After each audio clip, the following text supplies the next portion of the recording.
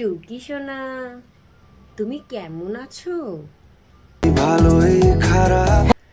হ্যাঁ, আমাকে না চালালে তো তুমি খারাপই থাকবে। না রে না, না মানে আমাকে চালাবে না তুমি? আমি পারবো না। পারবো না মানে কি হয়েছে তোমার? যাবো কি করে তোকে? সত্যি করে বলো তোমার কি হয়েছে?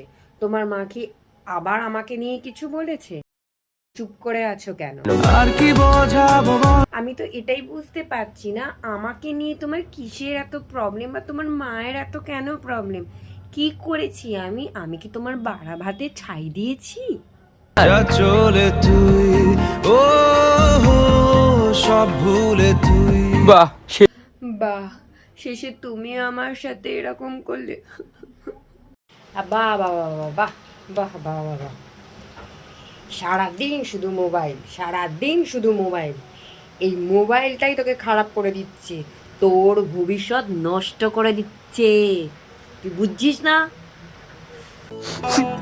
কি কান পেতে ঠিক আছে, আমি চলে যাচ্ছি, আমি আর কখনো আসবো না। কি হলো, তুমি আবার আসলে কেন?